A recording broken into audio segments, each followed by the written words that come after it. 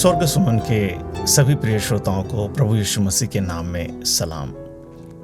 प्रभु को हम धन्यवाद देते हैं और विश्वास करते हैं कि हम जहाँ कहीं पर भी हैं सुरक्षित है। और आज फिर से एक बार प्रभु ने हमें एक मौका दिया है कि उसके पवित्र वचनों पर हम मनन करें, ध्यान करें। एक सुंदर विषय पर आज हम मनन करेंगे। पवित्र शास्त्र बाइबल और उसके नए नियम में याकूब की पत्री और उसके पहले अध्याय के 13, 14 और 15 वचन में लिखा है कि जब किसी की परीक्षा हो तो वह यह न कहे कि मेरी परीक्षा परमेश्वर की ओर से होती है, क्योंकि न तो बुरी बातों से परमेश्वर की परीक्षा हो सकती है और न वह किसी की परीक्षा आप करता है, परंतु प्रत्येक व्यक्ति अपनी ही अभिलाषा में खींचकर और फंसकर परीक्षा में पड़ता है।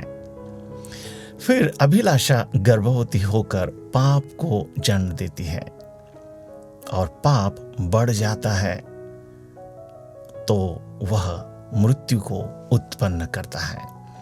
प्रिय श्रोताओं, कई बार ऐसे लगता है हम प्रभु मसीह में चलने वाले लोग, प्रभु के वचनों पर चलने वाले लोग और बहुत सारे लोग जो सच्चाई को मानते हैं, सच्चाई पर चलते हैं, दावा करते हैं कि हम सच्चे भक्त हैं, सच्चे आराधक हैं, सच्चे परमेश्वर की उपासना करते हैं, और फिर बाद में ऐसे भी कहते हैं परीक्षा आने के बाद कि परमेश्वर हमारी परीक्षा ले रहे हैं। देखिए, गलत बातों से परमेश्वर हमारी परीक्षा कभी नहीं लेता। बाइबल में, पवित्र शास्त्र में हमने पढ़ा है, परमेश्वर का वचन सच्चा है। लिखा है कि प्रत्येक मनुष्य, प्रत्येक व्यक्ति अपनी ही अभिलाषा में खींचकर और फंसकर परीक्षा में पड़ता है। अपनी ही अभिलाषा में, हमारे अंदर, हमारे अंतःकरण के अंदर कुछ ऐसे स्वभाव है, वासना, अभिलाषा, कुछ दुष्टता की आदतें जो दिखाई नहीं देती है मगर हम उसमें चलते रहते हैं, हम उसमें फंसे हुए हैं। उसके कारण हम खींचे जाते हैं, उसमें हम फंसते जाते हैं, क्योंकि वह हमारे अंदर है। पवित्र शास्त्र बाइबल में और भी लिखा है, हम उससे पढ़ेंगे। भजन संहिता के 7 अध्याय और उसके 14 वचन में लिखा है, देख दुष्ट को अनर्थ के काम की पीड़ाएं हो रही है और उसको उत्पात का गर्भ है और उससे झूठ का जन्म हुआ है। देखिए, दुष्ट जो है उनके अंदर से ये बातें निकलती है, ये इस प्रकार की बातें उत्पन्न होती है, इस प्रकार की पीड़ा उनको होती है। उनसे कोई अपने आप से कोई काम बन नहीं पड़ता।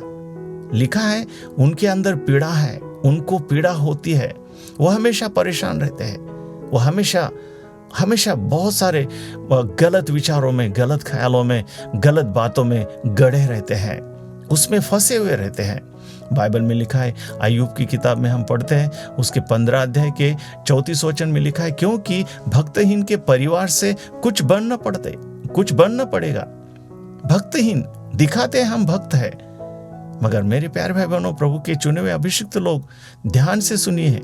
हम दावा करते हैं हम भक्त हैं, दावा करते हैं हम परमेश्वर के लोग हैं, हम दावा करते हैं हम परमेश्वर के वचनों को पढ़ते हैं, मगर कुछ ऐसी बातें हैं जो हमारे अंदर छुपी हुई है, वासना, अभिलाषा, और इनकी प्रैक्टिस होने के कारण, ये बार बार इसे में हम रहने के कारण, इसमें हम फंसे हुए रहने के कारण मृत्यु को जन्म देती है। ये बातें, इन बातों के जरिए एक भयंकर उत्पात हो जाता है। प्रिय श्रोताओं, आज मेरे साथ और आपके साथ प्रभु का वचन बात कर रहा है। फिर से हम देखेंगे और भी एक वचन के द्वारा हम सुनना चाहेंगे कि प्रभु का वचन मुझे और आपको क्या सिखाना चाहता है। देखिए, वहाँ पर लिखा है, यही अय्यूब की किताब में हम पढ़ते 15 अध्याय के 34 वचन में, क्योंकि भक्तहीन के परिवार से कुछ बनना पड़ेगा। हाँ, कुछ भी हासिल नहीं होता। वो करना चाहता है मगर कभी भी उसमें उसको कुछ हासिल नहीं होता, हमेशा परेशान रहता है। लिखा है, और जो घूस लेते हैं उनके तंबू में, उनके तंबू आग से जल जाएंगे। देखिए, उनका परिणाम देखो क्या है। वो करते हैं, छुपके से लेते हैं, मगर उसका परिणाम क्या है? उनके तंबू आग से जल जाएंगे। आगे लिखा है, उनको उपद्रव का गर्भ रहता है और वे अनर्थ को जन्म देते हैं और वे अपने अंतःकरण में छल की बातें गढ़ते हैं। देखिए, दिखते हैं ऊपर से अच्छे, मगर अंतःकरण में छल की बातें गढ़ते हैं। मेरे प्रिय श्रोताओं, प्रभु का वचन मुझे और आपको हमारे अंदरूनी मनुष्य के अंदर क्या है, कैसे स्वभाव में है हम, क्या छुपके से हम कर रहे हैं, ये हमें बताता है। क्योंकि प्रभु का वचन पवित्र है। प्रभु का वचन हमें पवित्र बनाना चाहता है। पवित्र वचन हमारे साथ पवित्र बातें करना चाहता है। हमारे अंदर की गलतियों को हमें दिखाता है। आगे लिखा है, यशायाह की किताब को हम पढ़ते, उसके 59 और उसके 4 वचन में लिखा है, कोई धर्म के साथ नालिश नहीं करता और न कोई सच्चाई से मुकदमा लड़ता। हाँ, वे मिथ्या पर भरोसा रखते हैं और झूठी बातें बकते हैं। देखिए, भक्तहीन लोगों के ये स्वभाव है। भक्तहीन लोगों के अंदर इस प्रकार की बातें दिखाई देते। आगे लिखा है, उसको मानो उत्पात का गर्भ रहता है और वे अनर्थ को जन्म देते हैं। मेरे प्रिय श्रोताओं, आज प्रभु का वचन आपके साथ और मेरे साथ बात कर रहा है। सुनने वाले श्रोता, आज हम प्रभु के वचनों से जब सीखते हैं, सुनते हैं, समझते हैं, तो कई बार मुझे और आपको ऐसा भी लगेगा कि ये मेरा स्वभाव हो सकता है, ये मेरी एक गंदी आदत हो सकती है, ये मेरा एक बहुत दिनों से मेरे अंदर छुपा हुआ एक आदत है, एक स्वभाव है। वासना, अभिलाषा, झूठ करना, अनर्थ की बातें हमारे अंदर हो सकती है। आज प्रभु का वचन मुझे और आपको सिखा रहा है, अगर हम भक्त हैं, अगर हम सच्ची आराधना करते हैं, सच्चे परमेश्वर के लोग हैं, पवित्र वचनों को पढ़ते हैं, पवित्र वचनों के अनुसार चलते हैं, तो परमेश्वर कोई गलत बातों से, बुरी बातों से, कुछ नुकसान होने वाले बातों से हमारी परीक्षा नहीं लेता। हमारे अंदर ही कुछ ऐसा है जिसके कारण हम परीक्षा में पढ़ते हैं, और उसके बारे में पवित्र शास्त्र आज मुझे और आपको कहता है, अभिलाषा, वासना, कुछ झूठा, कुछ गलत, कुछ ऐसे स्वभाव जो बहुत दिनों से हमारे अंदर है। प्रिय श्रोताओं, आज एक पवित्र वचन फिर से एक बार मुझे और आपको एक खुशखबरी दे रहा है, और वो है रोमियो की पत्री, उसके 6वें अध्याय के 23 वचन को हम पढ़ना चाहेंगे। वहां पर लिखा है, क्योंकि पाप जो है उसकी मजदूरी जो है वो मृत्यु है, परंतु परमेश्वर का वरदान हमारे प्रभु यीशु मसीह में अनंत जीवन है।